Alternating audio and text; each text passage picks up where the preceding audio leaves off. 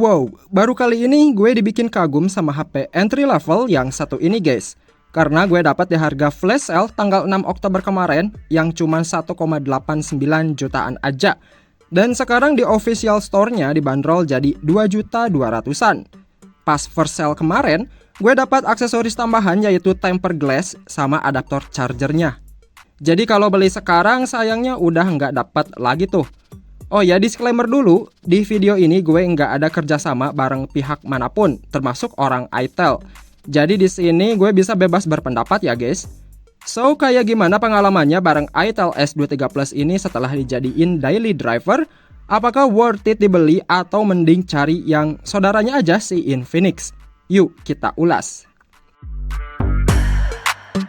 Jujur aja gue baru kali ini pakai HP layar lengkung dijadiin sebagai HP utama. Pas awal megang emang rada canggung gitu, soalnya takut banget jatuh karena saking tipisnya. Ketebalan HP ini di 7,9 mm dengan berat di 180 graman. Makanya feel di genggaman kerasa enteng, walaupun gue kurang suka sama bonus case yang ada di dalam boxnya. Si case-nya ini tipe yang keras dan agak sedikit tajam di sisi sampingnya. Udah gitu debu mudah banget masuk. Tapi buat sementara oke lah. Oh ya, si tempered glass-nya ini udah gue pasang pas hari kedua kalau nggak salah. Jujur aja si tempered glass-nya enak, licin banget karena ada lapisan oleophobic coating-nya. Tapi border hitamnya itu loh ganggu banget, bikin layar ketutup sedikit. Ditambah lemnya kurang nempel jadi sangat mudah banget kegeser-geser gitu. Ya namanya juga gratisan ya guys. Kalau kualitas layarnya menurut gue ini udah cukup bagus, tone warna cukup keluar. Tapi sayangnya kalau dibawa outdoor kurang terang, meski brightness-nya udah di set full. Ya mungkin buat mangkas harga, soalnya HP mana coba di harga segini dapat layar lengkung. Ditambah ada proteksi Gorilla Glass 5 yang bikin lapisan layarnya makin kuat goresan dan tekanan. Tapi so far layar 6,78 inchinya ini bikin puas buat nonton video. Paling yang harus dibiasain itu kecepatan refresh rate-nya yang masih 60 Hz. Tapi bisa diakalin lah pakai settingan kecepatan sentuhnya jadi ultra. By the way, gue udah bikin kontennya kok tentang fitur HP ini. Nanti kamu bisa cek aja di kolom deskripsi ya guys. Paling yang nggak suka sama HP ini bentuk layout kameranya, gimana ya, kayak norak aja gitu. Langsung aja lah, ini dia hasil jepretan kamera 50 megapikselnya dan kamera selfie 32 megapiksel.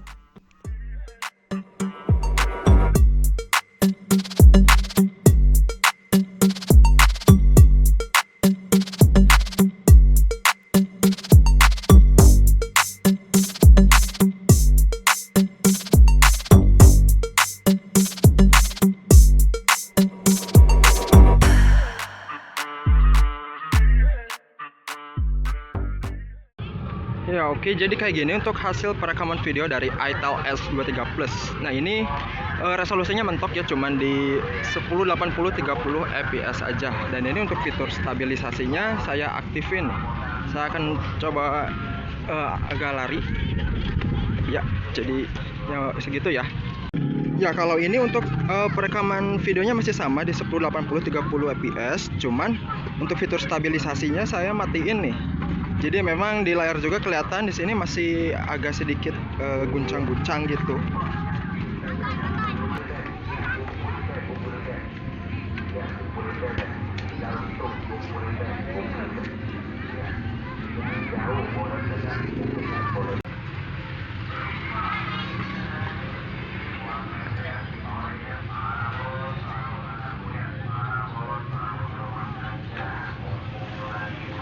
Ya oke, jadi kayak gini untuk hasil perekaman dari itel S23 Plus. Di resolusinya sama juga di Full HD 30 fps.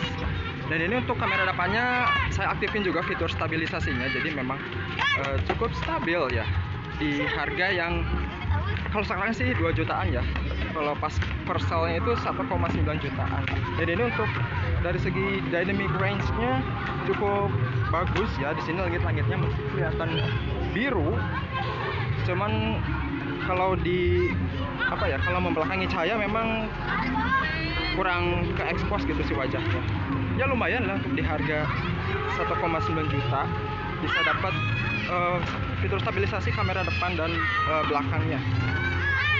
Ya, untuk kamera belakangnya kalau dibikin kayak seolah-olah ngevlog, di sini kualitasnya cukup bagus ya. Warnanya itu lebih keluar, dan kalau kalian perhatiin itu di bagian belakang agak sedikit ngebokeh gitu ya. Prosesor Unisoc T616 yang ada di Itel S23 Plus ini dari segi performa cukup-cukup aja.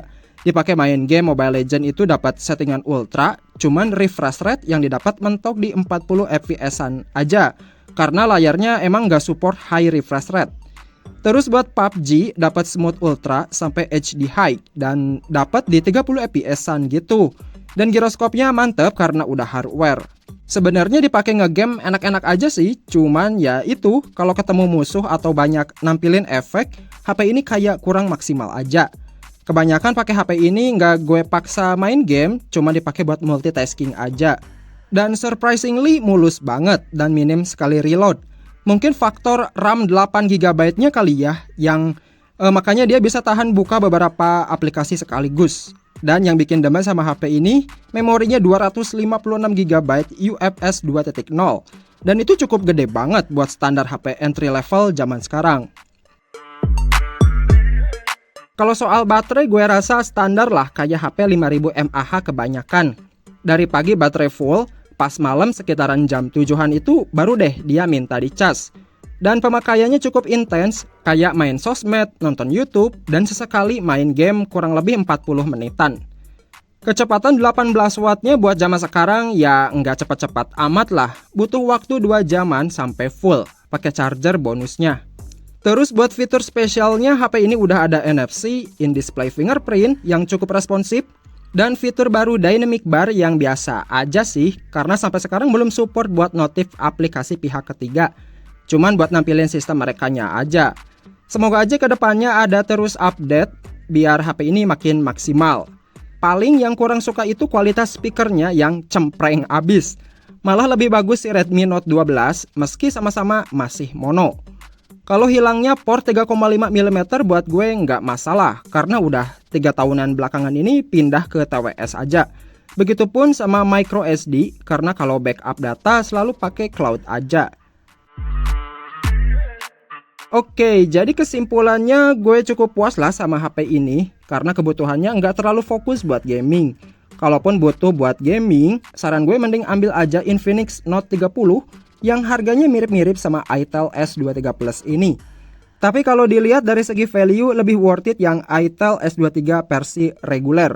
Cuman ya itu desain sama panel layarnya beda jauh. Coba share dong gimana pengalaman kalian sama Itel S23 Plus ini? Komen di bawah ya guys. Oke, thanks yang udah nonton video ini sampai habis. Kita ketemu lagi di video selanjutnya.